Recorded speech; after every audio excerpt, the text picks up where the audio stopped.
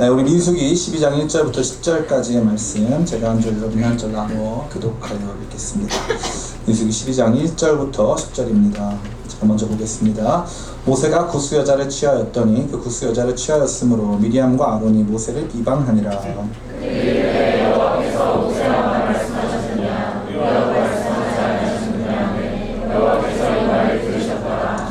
이 사람 모세는 온유함이 지면의 모든 사람보다 더하더라. 여호와께서 갑자기 모세와 아론과 미리암에게 이르시되 너희 세 사람은 하나보다 원하시니 그 세 사람이 나아가니 여호와께서 구름 기둥 가운데로부터 강림하사 장막 문에 서시고 아론과 미리암을 부르시는지라. 그 두 사람이 나아가매 이르시되 내 말을 들으라. 너희 중에 선지자가 있으면 나 여호와가 항상으로 나를 예배하리기도 하고 음으로 말하기도 하거니와 내 종 모세와는 그렇지 아니하니 그는 내 온 집에 충성함이라. 또한 내가 대면하여 너희를 평하고 미련한 말로 하지 아니하며 그리고 여호와의 형상의 복원을 너희가 어찌하여 내 종 모세의 비방하기를 두려워하지 아니하느냐. 여호와께서 그들을 향하여 진노하시고 떠나심에 같이 읽겠습니다. 구름이 장막 위에서 떠나갔고 미리암은 나병에 걸려 눈과 같더라. 아론이 미리암을 본즉 나병에 걸렸는지라. 아멘. 우리는 지난 시간 사명자는 타인을 위해 살아가야 하는 중보자임을 생각해 보았습니다. 궁극적으로 사명은 개인이 어떠한 과업을 얼마큼 잘 성취했는가가 아니라 말씀드렸습니다. 많은 사람들이 이 사명의 이 온전한 의미를 이해하지 못하기 때문에 그들의 인생을 많이 허비하고 또 잘못된 방향의 여신 속에 살아갑니다. 내게 주어진 삶의 자리에서 그저 직장 잘 다니고 가정 잘 섬기고 교회 잘 섬기고 필요한 일들을 잘 감당하면 사명 완수한 것이다 라고 하는 사명의 지극히 개인적인 관점, 또 사명에 있어서 그것을 성취하면 끝이다 라고 하는 사명의 비인격적인 모습을 우리가 중점적으로 생각하면서 사명의 더 넓고 아름다운 측면을 보지 못한다는 말씀 증거하였습니다. 그러기에 사명자는 나 자신을 위한 삶이 아니기에 늘 타인과 관련 있는 삶을 살게 되는 것입니다. 사명자는 타인을 주님 앞에 인도하는 것입니다. 그것이 누가 됐건, 우리 가족 중에 일원이 됐건, 아니면 내가 알지 못하던 다른 민족의 사람들이 됐던, 우리는 결국 우리 자신을 위해서 우리가 우리에게 필요한 일들을 하는 것이 아닌 타인을 위해 존재하는 중보자임을 우리는 생각해 보아야 한다고 말씀드렸습니다. 그러나 성경은 저와 여러분에게 끊임없이 사명자가 궁극적으로 타인과 불편하고 힘들고 어려운 관계를 맺을 수밖에 없음을 말해주고 있습니다. 저는 성경을 굉장히 좋아합니다. 성경과 같은 종류의 종교 서적은 없습니다. 많은 분들이 자기가 읽어보지 않았기 때문에 뭔가 다른 종교의 서적이 성경과 유사할 것이라고 생각하는 착각을 하는데 성경과 유사한 종류의 책은 없습니다. 성경은 일단 기본적으로 그 장르 면에서 굉장히 방대하다 할 수 있습니다. 시부터 또 잠언과 또 같은 내용, 또 전도서와 같은 내용, 심지어 성경에는 편지들도 많이 등장합니다. 위인전기와는 비슷하지만 그와 똑같지는 않은 복음서들도 존재합니다. 역사를 심도 있게 다루고 왕들의 이야기를 다루어 주고 있습니다. 산문적인 언어에서부터 운문적인 언어에 이르기까지 성경은 모든 것을 포괄하고 인간의 모든 것을 보여줍니다. 특별히 성경이 다른 종류의 신화들과 완전히 다른 측면은 철저한 하나님의 이야기를 철저한 인간의 이야기로 풀어가고 있기 때문에 그러합니다. 하나님의 이야기를 인간 속에서, 인간의 이야기 속에서 풀어가신다는 측면이 너무나 놀랍고 인간 안에서 일어나는 심리적이고 사회적인 모든 문제들을 총망라하여 보여주기 때문에 성경은 존재하는 다른 모든 종교의 경전과 완전한 차이를 보이고 있습니다. 여러분들이 이것을 꼭 기억하게 되시기 간절히 바랍니다. 이와 관련된 가장 좋은 책은 C.S. 루이스의 영광의 무게라고 하는 단편선에 모여져 있는 신학은 시인가라는 글입니다. 신학은 시인가라는 아티클이 이것이 우리가 가지고 있는 성경이 또 신학이 다른 모든 종류의 종교 철학과는 완전히 구별된 가장 탁월한 하나님의 말씀인 것을 증언해주고 있습니다. 그러하기에 이 성경은 인간 내면, 인간 군상들 안에서, 인간들 안에서 일어나고 있는 내용들을 완전히 조금도 숨김없이 다 보여주고 있습니다. 사명자로 살아갈 때 다른 사람들, 다시 말해 사명자의 길을 따라 사명자의 섬김과 이끔, 헌신을 통해서 하나님 앞에 나오는 사람들은 결코 그것에 대해서 감사하지 않습니다. 사명자의 삶을 살아갈 때 옆에 있는 사람들은 그것을 감사히 하거나 그것을 좋아하거나 그것을 기쁘게 따라가지 않는다는 장면이 성경 곳곳에 등장하고 있는 것입니다. 성경은 오히려 매우 상세하게 그러한 갈등과 긴장들을 묘사하고 사명자들이 겪게 될 어려움의 양상이 무엇이며 그 원인과 결과까지도 다 말해주고 있는 것입니다. 이 말씀을 가만히 읽어보면 사실 이 말씀 안에는 우리의 이야기가 등장함을 볼 수 있습니다. 하나님 만나고 그분께서 주신 은혜로 말미암아 다른 사람들을 섬기는 삶을 살아가다 보면은 나는 그들을 위해서 최선을 다했는데 일종의 배신, 일종의 내가 마땅히 받아야 될 보상이 충분히 오지 않는 결핍의 상황을 맞이할 때가 너무나 많다는 것입니다. 가족들을 위해서 기도할 때도 마찬가지고 또 주의 몸된 교회 안에서 또 리더로 섬기고 또 여러 가지 헌신 봉사를 하고 또 교사로 섬기는 과정 속에서 우리는 이러한 문제에 직면할 수밖에 없다는 것입니다. 저는 이러한 내용이 참 좋습니다. 그냥 숨기고 모든 것이 잘 될 거야 라고 말해주지 않고 궁극적으로 사람들은 너를 배반할 거고 궁극적으로 너를 평가할 거고 판단할 거고 네 안에서 일어나는 모든 문제들은 모든 역사에서 그동안 다루어져 왔던 것이다. 대중, 다시 말해서 나 아닌 타인들의 무리는 결코 내가 될 수 없다 라고 하는 이 위대한 진리를 성경은 저와 여러분, 특별히 사명자의 삶을 살기 원하는 우리 모두에게 가르쳐주고 있습니다. 그럼 여기서 끝나는 것일까? 그렇지 않습니다. 그렇게 세상이 우리를 배반하고 우리가 사랑했던 사람들마저도 우리 곁을 떠나고 사명자의 길이 외롭고 험난하다 할지라도 주님께서 함께 하십니다. 이것이 사명자가 누리는 가장 영광스러운 특권입니다. 세상 모든 사람들이 나를 손가락질하고 세상 모든 사람들이 나를 온전히 이해해주지 못한다 할지라도 주님께서는 우리를 온전히 변호하시고 우리를 위로하시고 우리에게 힘을 주시고 우리의 삶이 어떠한 가치와 의미가 있는지를 밝히시며 끝까지 우리를 인도해 가시는 것이 이 말씀 속에 나타나 있는 것입니다. 이 시간 청년 성도 여러분, 여러분의 삶을 사명자의 삶으로 초청합니다. 사명자의 삶은 외로울 수 있습니다. 힘들 수 있습니다. 그러나 하나님께서 함께 하시며 위로하시는 삶인 줄 믿습니다. 나 혼자 살아가는 삶은요, 행복해 보이고 옆에 사람 많아 보이는데 아무도 위로해 주지 않고 하나님도 함께 하시기 어려운 삶입니다. 그러나 하나님께서 원하는 사람들을 향해서 나아가 그들의 삶을 주님 앞에 인도하는 삶은 외로워 보이지만 힘들어 보이지만 하나님께서 상 주시고 갚아주시고 위로하시고 보상해 주시는 위대한 삶인 줄 믿습니다. 여러분이 어떤 직업을 갖든지 어떠한 삶의 자리에 있든지 그것은 중요한 문제가 아닙니다. 여러분 자신을 결코 홀로 두지 아니하시고 끝까지 여러분 모두를 다른 사람들을 위해 살아가는 존재로 만드시며 인도하시는 주님을 이 말씀을 통해서 경험하는 시간 되시기를 예수님의 이름으로 축원합니다. 오늘 본문을 이해하기 위해서 우리는 모세가 처한 상황에 대해서 좀 더 폭넓은 안목을 가져야 할 필요가 있습니다. 이스라엘 백성을 인도하며 모세는 군중들의 원망과 불평 그리고 반란을 몇 차례 겪어야 했습니다. 성경에 기록된 이스라엘 백성의 불평과 반란은 대략 10회 정도입니다. 첫 번째는 홍해바다 도하 직후에 르비딤 지역에 있었던 물 부족으로 인한 원망과 불평이었습니다. 두 번째는 다베라 불사건입니다. 여기서도 원망과 불평이 있어서 다베라 지역에 불이 붙었습니다. 이스라엘 진영 끝부분에 불이 붙었습니다. 세 번째는 사람들이 음식 문제로 하나님께 원망하여 불평하여서 그들에게 만나와 레추라기를 공급하시면서 그들이 거기서 많이 죽임을 당한 기브롯 핫다와 사건입니다. 네 번째가 오늘 본문이 등장하는 아론과 미리암의 반란입니다. 다섯 번째는 가데스 바네아에서의 원망과 불평입니다. 여섯 번째는 고라 자손의 반란인데 이 반란이 가장 조직화되고 광범위했습니다. 무려 250여 명의 이스라엘 지도자가 함께 동참했고 수만 명이 모세에 대해서 반항하는 그러한 일이 벌어졌습니다.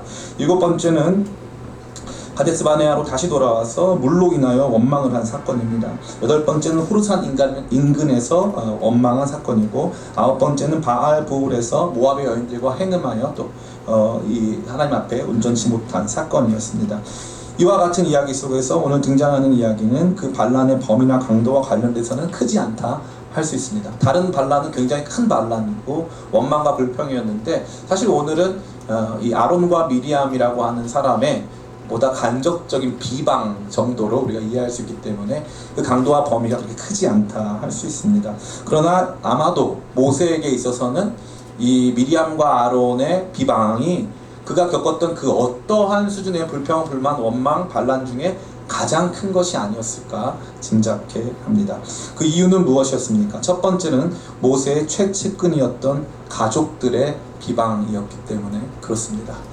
모세를 사람들이 이 전체적으로 내용을 보자면은요, 이 민수기 11장부터 이 반란의 이야기가 가속화돼서 민수기 16장에 엄청난 속도로 폭발합니다. 그런데 그 중심에 모세가 굉장히 힘든 그 상황에서 바로 다른 사람들이 아닌 미리암과 아론, 자기 누나, 자기를 자기 어머니의 손에서 키워줄 수 있게 했던 자기 누나와 자기 형, 지금까지 이 40년 동안 이 길을 함께 걸어왔던 자기 형이 이제 반란을 또 비방을 통한 이 권력 의지를 보여준 것입니다. 가장 믿었던 사람들에 의한 이러한 종류의 비난과 또 원망, 불평, 또 반란은 그의 마음에 크나큰 상처를 주었을 것입니다. 저는 결혼하면서 저희 집사람에게 존댓말을 쓰기로 결정하였습니다.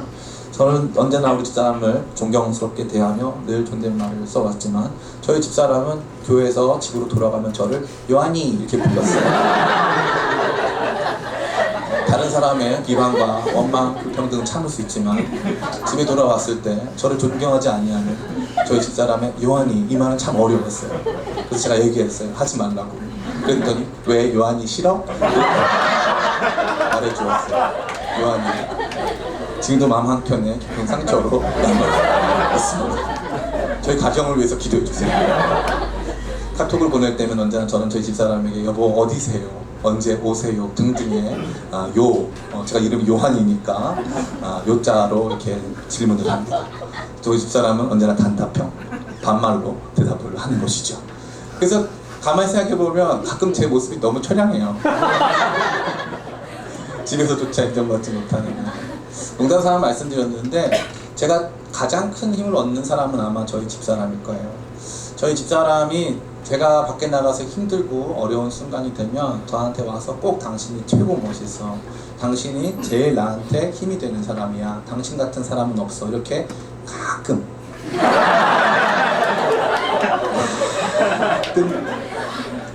얘기를 해줘요. 그게 너무 큰 힘이 되고 그럴 때마다 내가 정말 잘 살았구나, 내가 정말 감사하구나. 그만큼 옆에 있는 사람들이 어떻게 해주냐가 매우 중요한 거거든요. 매우 중요한 거거든요. 그런데 모세는 어땠다는 거죠? 옆에서 하나님의 권능과 능력을 함께 체험했고 하나님 주신 사명 속에서 함께 걸어갔던 가족들이 야 네가 뭐 대단해? 너 아무것도 아니야. 뭐 대단하다고 까불고 있어. 너랑 나랑 다를 게 뭐가 있어. 진짜 난 죽도록 고생하고 다른 모든 백성들이 진짜 아무것도 아닌 일에 서로 원망하고 불평하면서 반란을 일으켜서 그들을 데리고 이 광야를 지나가는 게 너무너무 힘든 과정에서 옆에 있는 사람들이 조차도 자기들의 권력 의지를 드러내면서 비방했을 때 모세의 마음이 어땠을까요? 얼마나 아팠을까요? 얼마나 힘들었을까요? 사명자의 길이 바로 이런 길입니다. 맨날 우리가 스스로 되뇌이는 말이 있죠. 선지자가 자기 고향에서 높임을 받지 못한다. 교회에서 리더로 봉사를 잘하고 교회에서 전도도 하고 또 필요한 여러 가지 사역하고 선교팀 모임 할 때 진짜 열방을 위해서 막 기도하고 막 울고 집에 돌아가면 야 너 왜 이렇게 늦게 와? 집에서 엄마 아빠가 너 뭐 하다가 이렇게 왔어? 엄마 나 기도하다 왔어. 나 오늘 불 받았어. 그러면 불은 뭘 받아? 내 속이 다 불 받았다. 그러면서 엄마가 막 화내고 막 그러잖아요. 우리 주변에 가장 가까운 사람들에 의해서 인정받지 못할 때 내가 걸어가는 이 길이 한없이 초라해 보이기만 하는 것입니다.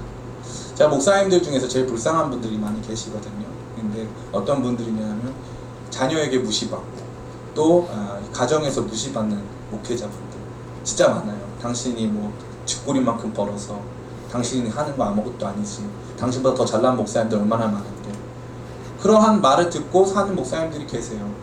그러면 제 마음이 너무 슬플 것 같아요. 내 주변에 최측근에 있는 사람들조차 나를 인정해주지 않고 나를 알아주지 않을 때, 가장 가깝게 나의 모든 것을 다 아는 사람들조차 나를 인정해주지 않는 일종의 이와 같은 원망과 불평, 비난이 사명자의 삶에 있다는 것입니다. 최측근에 있는 사람들도 사명자가 가는 길, 그의 삶의 무게를 온전히 알 수 없다는 것이죠. 두 번째는 이것이 권력형 비방이었기 때문에 그렇습니다. 단순히 생활이 힘들거나 지도자로서의 모세의 결정이 사람들이 힘들게 했기 때문이 결코 아니라 궁극적으로 아론과 미리암은 모세의 권력을 찬탈하고 자신이 모세와 대등한 존재임을 나타내기 위하여 이러한 종류의 비방을 했다는 사실입니다. 우리 같이 한번 읽어보겠습니다. 우리 1절과 2절입니다. 같이 한번 읽어보겠습니다. 시작. 모세가 구스 여자를 취하였더니 그 구스 여자를 취하였으므로 미리암과 아론이 모세를 비방하니라. 그들이 이르되 여호와께서 모세와만 말씀하셨느냐 우리와도 말씀하지 아니하셨느냐 하매 여호와께서 이 말을 들으셨더라. 아멘. 여기서 중요한 말은 우리는 언제나 어디에 포커스가 있냐 하면은 모세가 구스 여자랑 결혼했다. 이건 도대체 무슨 뜻일까? 여기에 포커스가 있어요.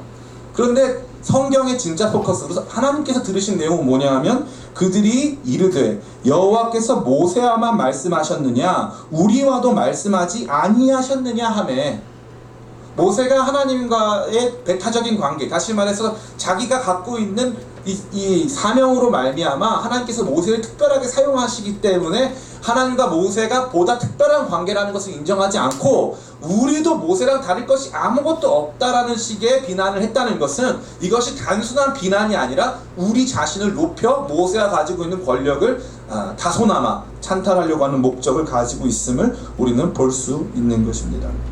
많은 사람들이 이 불평, 불만, 원망은 했어요. 근데 이 전까지는 다 불평, 불만, 원망을 했지 모세의 권력을 끌어내리고 모세와 대등한 관계를 형성하려고 하는 시도는 없었습니다. 이게 충격인 거예요. 그런 시도가 없었어요. 처음이에요. 그 뒤에 16장에서 처음으로 이제 대대적인 반란이 일어납니다. 그러나 그 전까지는 처음 있는 일인데 이게 자기 가족들에 의해서 일어났다는 사실, 엄청나게 큰 충격을 주는 것입니다. 세 번째는 이것이 굉장히 무고한 비판이었다는 사실입니다. 다시 말해서 이게 이렇게까지 크게 확대돼가지고 해석될 것이 전혀 아닌데, 다시 말해 모세가 이 정도까지 비난받을 만한 내용은 전혀 아닌데 이들이 이것을 빌미로 자신들의 이 권력, 자신들의 지위를 상승시키고자 했다는 것입니다. 그것은 무엇입니까? 바로 구스 여인을 아내로 취한 사실로 모세를 비판했습니다. 이 부분에 대한 현대 학자들의 입장은 대체로 두 가지입니다. 첫 번째로 구스 여인이 에티오피아 계열의 여인이었다는 사실입니다. 그러나 이러한 구스 여인과의 결혼이 모세의 부인 시보라의 죽음 이후에 이루어졌다는 정상적인 결혼이었다는 데는 현대 학자들의 이견이 없습니다. 다시 말해 구스 여자와 결혼했다는 것 자체가 문제가 될 소지는 아니었다는 것이죠. 왜냐하면 자기의 첫 번째 아내가 이미 죽었기 때문에, 사망했기 때문에 이것은 문제가 되지 않는다는 것입니다. 다른 학설이 있습니다. 두 번째인데 구스가 미디안과 동이어다. 하박국에 나오는 내용이죠. 구스가 미디안과 동이어이기 때문에 이것은 구스 여인, 새로운 여인을 모세가 취했다는 의미가 아니라 모세가 미디안 광야에 살면서 미디안 여인과 결혼했다는 사실을 비난한 거다.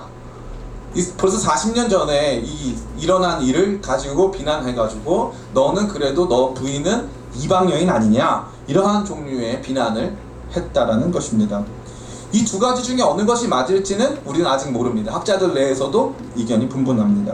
그러나 어찌되었든지 이 모든 비판이 그다지 설득력이 있던 것도 아니었고, 이 미디암과 아론이 궁극적으로 이것을 빌미로 그 여인과 헤어지라고 말한 것도 아니고, 그것을 문제 삼아서 그것과 관련된 내용에 대한 개선을 요구한 것이 아니고 도리어 너랑 우리랑 다를 것이 뭐 있냐라고 질문했다는 것은 이 내용이 사실 그 정도로 큰 내용은 아니었다는 것을 우리는 볼 수 있습니다. 또한 이것을 생각해 봤을 때 제가 참 재미있는 것은 무엇이냐 하면은 모세가 이 정도로 책잡을 것이 없었다는 사실이에요. 모세가 이 정도로 책잡을 것이 없었다. 결정적으로 모세한테 한 방을 날려서 모세의 권위를 실추시키고 명예를 실추시키고 권위를 훼손할 수 있는 종류의 일이 없었다는 것입니다. 제가 그래서 성경 역사에 등장하는 위대한 사람들의 이야기를 다 읽어봤는데 그 성경 안에서 요셉 정도, 아마 요셉 정도 빼고는 모세만큼 흠이 없는 사람이 없어요. 다윗도 엄청나게 흠이 많습니다. 깜짝 놀랐어요. 저희 교회 이런 효과가 있어요. 여러분 좋을 것 같으면 바로 이렇게 하는 효과가 있습니다. 모세는 정말로 하나님 앞에서 구별된 사람이었습니다. 이것은 다윗과도 완전히 구별되는 것입니다. 다윗은 하나님 앞에 흠이 굉장히 많았던 사람이에요. 사울도 마찬가지입니다. 왕들 중에서 대부분의 왕들은 하나님 앞에 흠이 굉장히 많았습니다. 히스기야라고 하는 왕도 마찬가지죠. 근데 모세는 그만큼 털어서 먼지 안 나는 사람이었고, 어떻게 털어낸 것이 고작 이방 여인과 결혼한 내용이 전부였다는 사실입니다.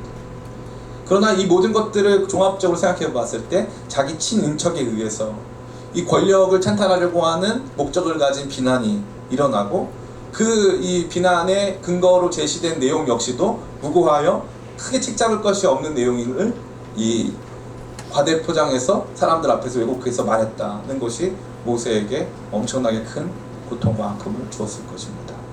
모세의 삶 전체가 이러한 삶이었습니다. 언제나 사람들은 모세의 의도를 왜곡했습니다. 당신이 우리를 이 광야에서 죽이려고 데리고 나왔다. 모세가 죽이려고 데려왔어요? 살리려고 데려왔어요? 살리려고 데려왔어요. 모세가 자유를 줬어요? 억압을 줬어요? 자유를 줬어요. 자유를 주고 살리기 위해서 복된 삶을 향해서 어려운 길이지만 함께 가자고 초청하고 그 길 속에서 같이 하나님의 위대한 역사를 보며 나아갔습니다. 만나와 메추라기를 먹고 반석에서 물을 주시는 하나님의 손길을 경험하며 그들은 광야에서도 낮에는 구름 기둥, 밤에는 불 기둥이 역사하고 인도하는 것을 체험하며 그 길을 걷고 있었다는 것이죠. 모세에 의해서 이루어진 이 일은 결코 작은 일이 아니었음에도 불구하고 사람들은 굉장히 다양한 종류의 비난과 비판, 원망 등과 불평등을 일삼으며 모세를 힘들고 피곤하게 했는데, 최측근에 있는 사람들마저 별것도 아닌 문제를 가지고 자신들의 권위를 높이고자 모세를 비판하고 있었다는 사실입니다. 이것이 광야에서의 이스라엘 백성들의 모습이었고, 이것이 사명자의 삶입니다. 그러한 가운데 모세는 어떻게 합니까? 원망과 불평, 도전과 반란의 때에 언제나 모세가 취한 모습은 세 가지 정도의 유형으로 볼 수 있습니다. 첫 번째는 모세가 온유함으로 모든 것을 견디는 것입니다. 우리 같이 한번 읽어보겠습니다. 3절 말씀 같이 한번 읽어보겠습니다. 시작. 이 사람 모세는 온유함이 지면의 모든 사람보다 더하더라. 아멘. 이 민수기의 저자는 모세 자신입니다. 이 내용을 회상하면서 화가 너무 나지만 내가 좀 잘 참아 이러면서 내용을 쓴 거죠. 신명기의 마지막 끝부분은 모세에 의해서 기록된 것이 아닙니다. 신명기 마지막 끝부분은. 그리고 간혹 여기 보면 야살의 책과 같은 책들이 등장하여서 모세나 여호수아의 이야기 중간에 다른 문헌들에 대한 흔적을 보여주기도 합니다. 그러나 대체로 99% 이상의 내용은 모세가 기록했던 것이 확실합니다. 그러한 가운데 이 부분만큼은 이게 모세가 기록한 것인지 혹은 후대에 어떠한 사람이 첨가한 내용인지 명확하게 알 수 없지만 하나님께서 이것을 보존하고 우리 모두에게 보여주시기로 결정하신 것 같습니다. 하나님께서 이 내용을 저와 여러분에게 보여주신 것이죠. 다시 말해 모세는 참았습니다. 참았어요. 와, 제가 이 설교가 너무 싫어요. 참았어요. 최측근에서 저 같으면요, 뒤에 모세가 미리암에게 말하여 이르되 누나 이제 그만해. 모세가 아론에게 화내어 이르되 형이 모르면 누가 알아. 우리가 생각했을 때 이 드라마 우리가 하고 싶은 말들은 그러한 말이에요. 형까지 이러면 어떡해? 내가 얼마나 힘든 줄 알아? 이게 우리 생각이잖아요. 실제로 우리 삶에서 일어나고 있는. 엄마 나 교회 갔다 왔는데 왜 그러는 거야? 내가 밖에서 술 먹고 놀다 오면 좋겠어? 우리 리더들 한번 흔들어볼까? 뜰 리더다. 우리 백성들이 반란을 일으킵니까? 안 일으킵니까? 우리 슈퍼맨 반란은 안 일으켜요? 안 일으킨답니다. 대신 형이 옆에서 많이 반란을 형이 비방을 일삼죠. 재미없다 뭐 이런 비방을 계속 일삼죠. 제가 보면서 느끼는 게 뭐냐면은 우리는 참을 수 없고 우리는 이해가 안 되고 우리는 원망할 수밖에 없고 그들에게 그 책임을 전가하고 우리가 얼마나 죄가 없는지 우리가 얼마나 괜찮은 사람들인지 우리가 얼마나 그러한 대접을 받기에는 큰 수고와 노력을 했는지를 다 증명하여 일일이 말하고 싶은 순간이 있다 없다? 있다는 것입니다. 있다는 것입니다. 교회 안에서도 그러한 순간이 존재한다는 것이죠. 존재한다는 것입니다.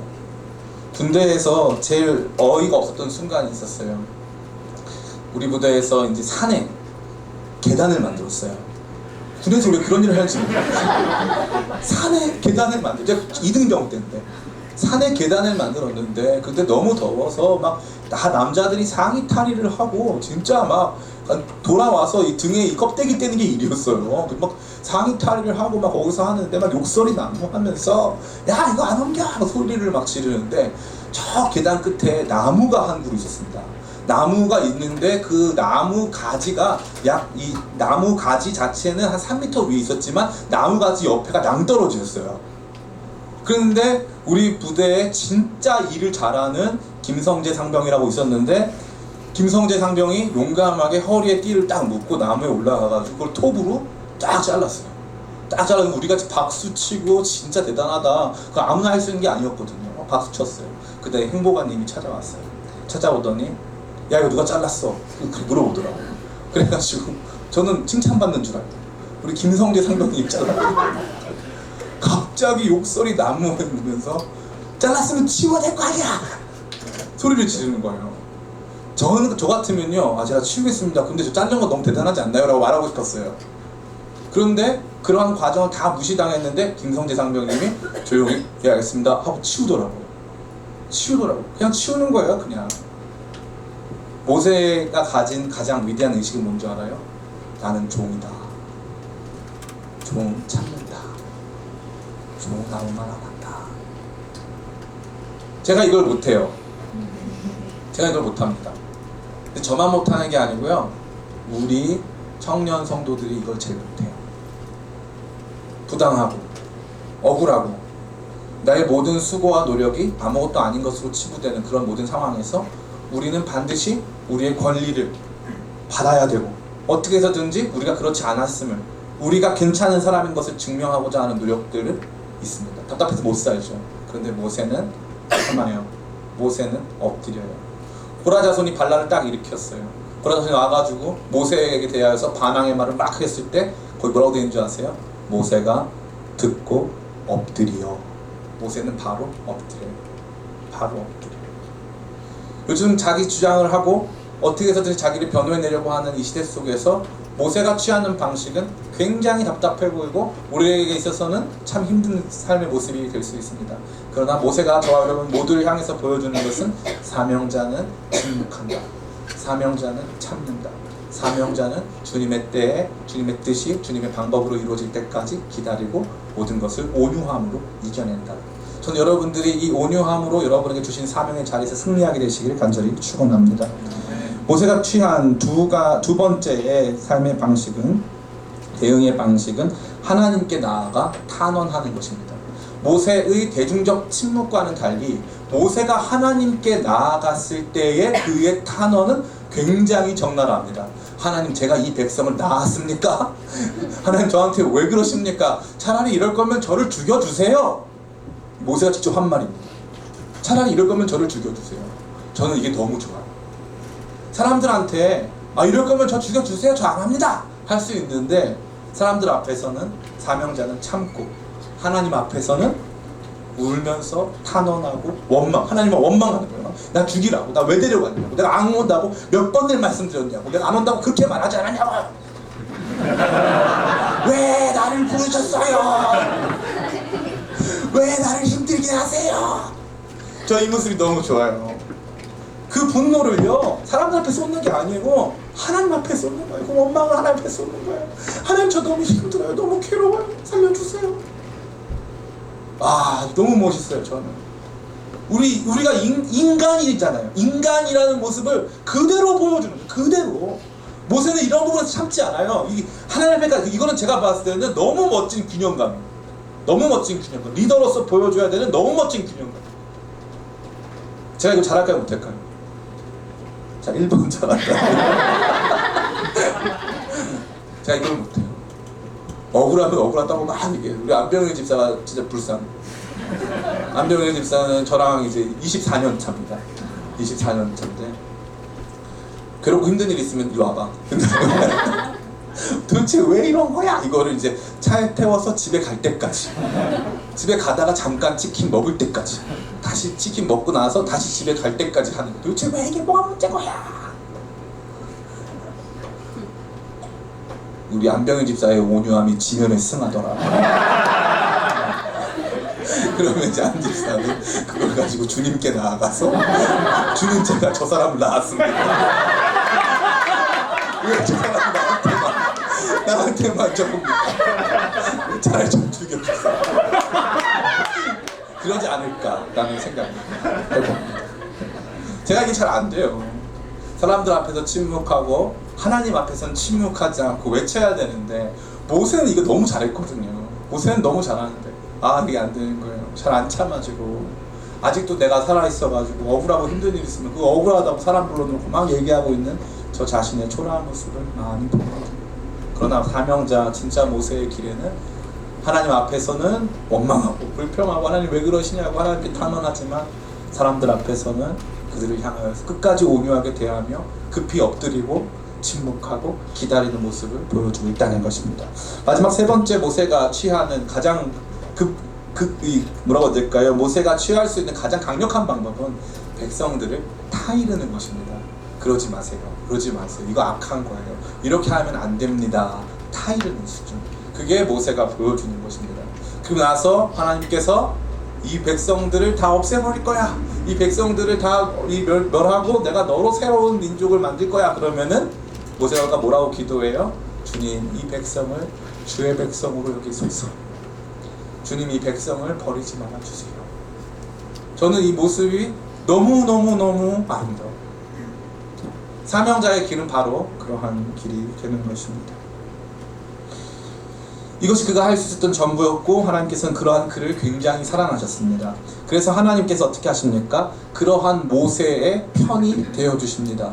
모세를 변호해 주십니다. 끝까지 참고 인내하며 하나님 앞에서 원망하고 자신의 아픔을 토로하는 모세에 대하여서 자기의 친인척이라고 할 수 있는 미리암과 아론마저도 배반할 때, 하나님께서는 모세가 얼마나 귀중한 존재인지, 모세를 내가 얼마나 사랑하는지, 모세가 다른 사람들과 어떻게 다른지 하나님이 다 말씀해 주시고, 하나님이 변호해 주시고, 하나님이 인정해 주신다 이거죠.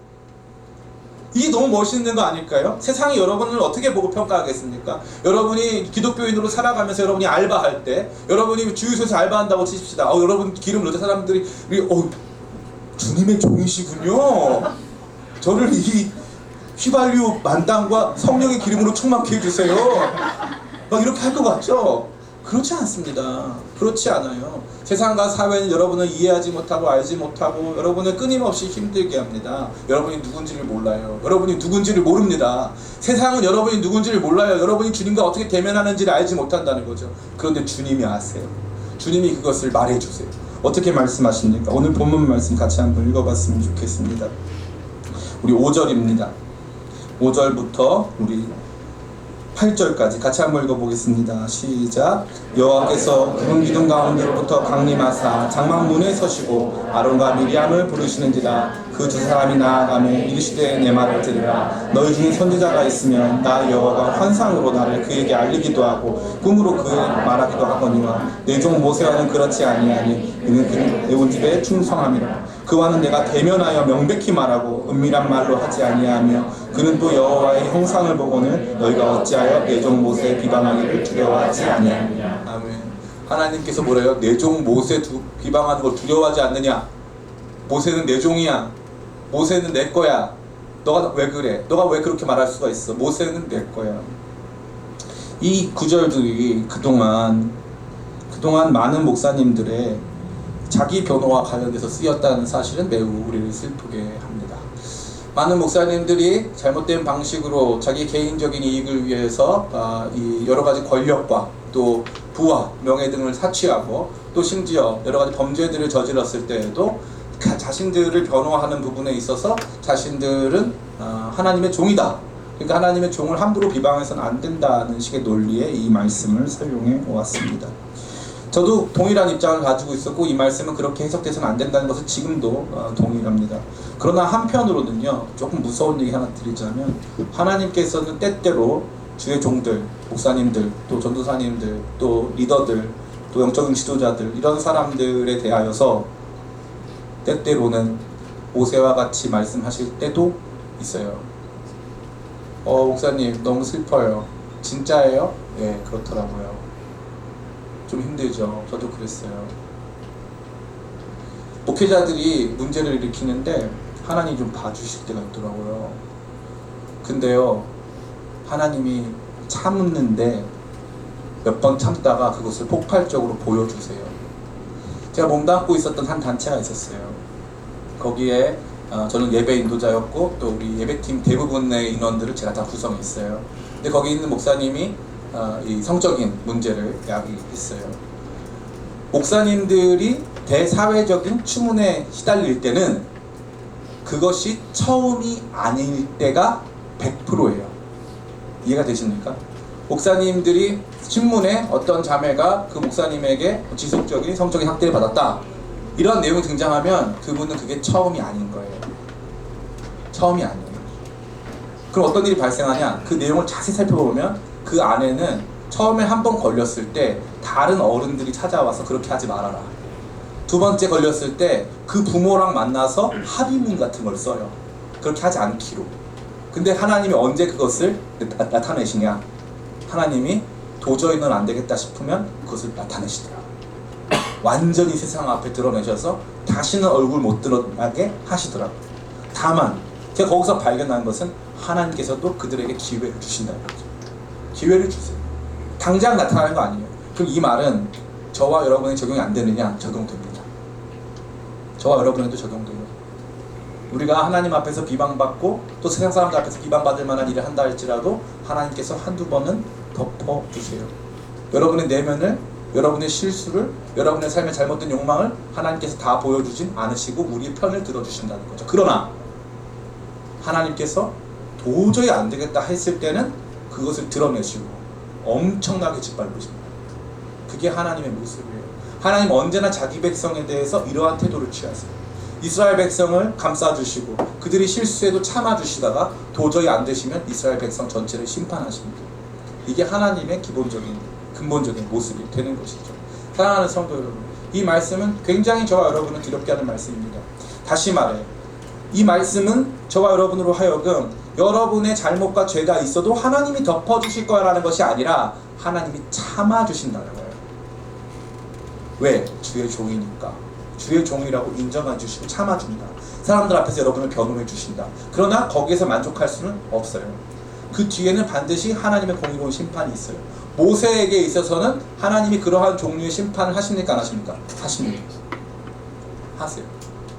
언제 하십니까? 모세가 무리바 물사건에서 하나님의 영광을 보여줘야 하는데 내가 너희들에게 물을 주랴 하면서 자기가 그 물을 주는 것처럼 행동하기 시작해요. 하나님께서는 그것에 대해서 심판하십니다. 하나님의 종이라 할지라도 심판은 받습니다. 그러나 제 말씀의 포인트는 무엇이냐? 하나님께서 주의 종들의 편을 들어주신다. 주의 종들의 편, 여러분의 편이 되어주신다. 여러분을 변호해 주신다. 많은 사람들이 하나님을 판사 하나님, 검사 하나님, 변호사 하나님 이 셋 중에 하나로 주로 생각을 해요. 그래서 평상시에 의로운 사람들에게는 하나님은 무슨 하나님이에요? 판사 하나님이에요. 제가 이렇게 열심히 살았으니까 하나님 저한테 보상을 해주세요. 하나님 저를 옳다고 인정해주세요. 판사 하나님이죠. 이 평상시에 죄가 많은 사람들이 두 측면이 있는데 이 두 측면에서 하나 죄책감이 많은 타입은 어떤 타입이에요? 검사 하나님. 그래가지고 하나님이 늘 나를 고소하시는 것만 같아요. 근데 영적인 부분에 있어서 그것만 건강한 것은 결코 아니에요. 하나님은 우리의 변호사가 되세요. 하나님은 우리의 변호자가 되세요. 우리의 수고와 열정과 열심, 아론과 미리암도 몰라주는 그것을 하나님께서 알아주시고 변호해 주시고 그것을 돌봐주시고 인정해 주신다는 사실입니다. 뿐만 아니라 하나님께서는 모세와 누리고 있었던 독특한 관계에 대해서도 말씀하셨어요. 그것은 무엇입니까? 바로 이것입니다. 제가 같이 읽어드리겠습니다. 우리 8절 말씀.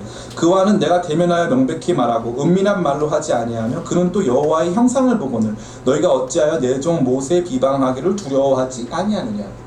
여기서 중요한 포인트는 여호와의 형상을 본다라는 뜻입니다. 내용입니다. 여호와의 형상을 본다는 것은 그가 출애굽기 33장에서 하나님의 영광을 보여달라고 하나님께 탄원 요청 드렸을 때와 연관되어 있습니다. 그는 하나님의 영광, 하나님의 임재, 하나님의 어떠하심을 알기 원하고 보기 원하는 삶을 살아왔다는 것입니다. 하나님께서는 모세와 하나님과 누리고 있는 관계에 대해서 말씀하신다는 것이죠. 주여, 주의 이름으로 제가 귀신도 내어 쫓고, 주의 이름으로 제가 병자도 고치고, 주의 이름으로 제가 선지자 노릇하였나이다. 예수님께서 뭐라고 말씀하십니까? 내가 너를 도무지 알지 못하노니 불법을 행하는 자야 떠나가라. 하나님과의 교제가 없이 사는 사람, 하나님과의 만남이 없이 사는 사람들을 향하여서 주님께서 이렇게 말씀하십니다. 내가 너를 도무지 알지 못한다. 근데 모세를 향해서 뭐라고 말씀하십니까? 주님 앞에 살아가며 주께 예배하며 사명자로 사람들의 삶을 주 앞에 이끌어가는 사명자로 살아가는 사람들에 대하여서 주님께서 내가 그를 안다. 그가 나의 형상을 보았고 내가 그를 안다고 말씀해주고 변호해주고 계신 것입니다. 사랑하는 청년 성도 여러분, 전 여러분들에게 오늘 이 말씀을 준비하고 증거하는 데 있어서 큰 기쁨과 감격을 가지고 있습니다. 그것은 어떠한 것입니까? 여러분들을 제가 동료로 여긴다는 건 사실이에요. 동료. 우리 교회 청년들, 여러분들이 저의 동료가 되기에 적합할까요? 좀 부족할까요? 예, 그걸 누구한테 물어봐야 될까? 예, 우리 물어볼 사람조차 없는데요.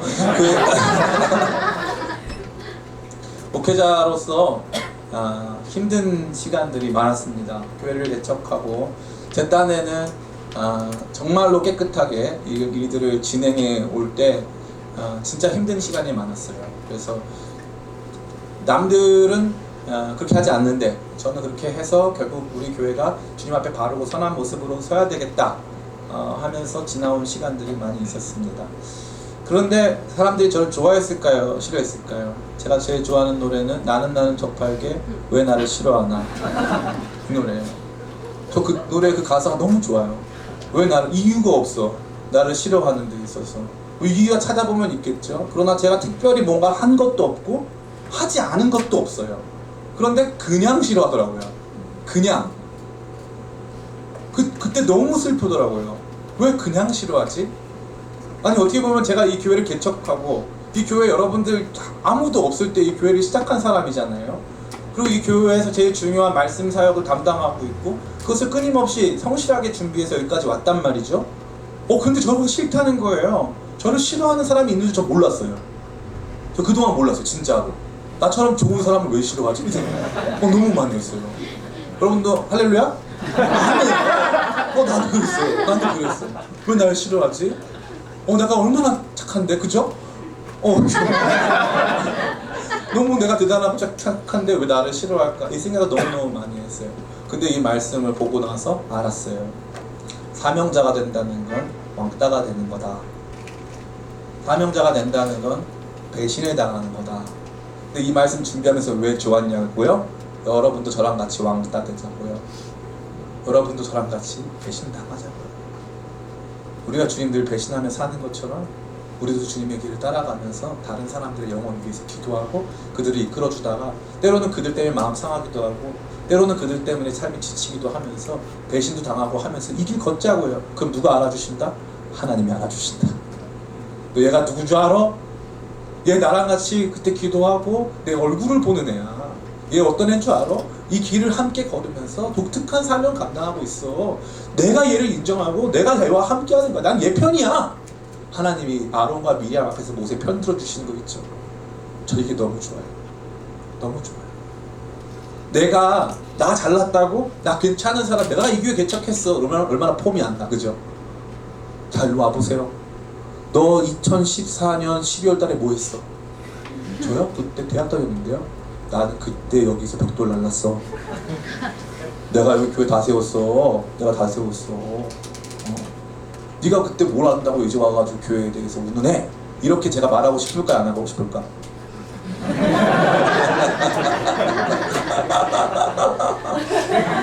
말하고 싶죠. 그럼 폼이 난다 안 난다? 난다 안 난다?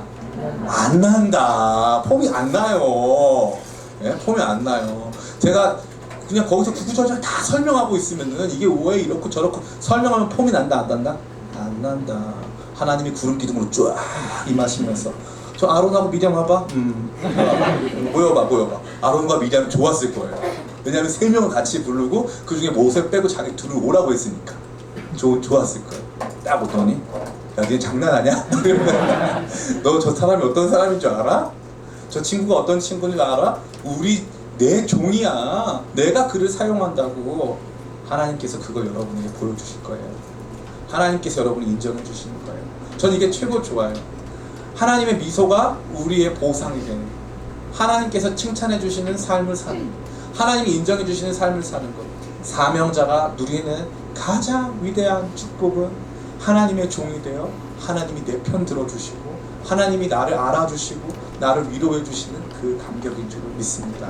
모세가 힘든 광야에서 수많은 백성들과의 이 갈등과 긴장, 그들의 불평과 원망, 반란 속에서 견디어 끝까지 갈 수 있었던 그 힘은 다른 데 있지 않고 하나님이 그의 삶의 길을 인정해 주시고 그의 고통과 아픔, 그가 지나온 삶이 어떤 것인지 알아주시고 그가 하나님과 누리는 관계를 세상 모든 사람들 가운데 인정해 주셨기 때문에 그 힘으로 또 이 걸음을 걸어온 줄 믿습니다. 하나님의 함께하심, 하나님의 편들어 주심이 저와 여러분의 삶에 충만하여 우리에게 주어진 삶의 여정을 사명자로 걸어가게 되시기를 예수님 이름으로 축원합니다.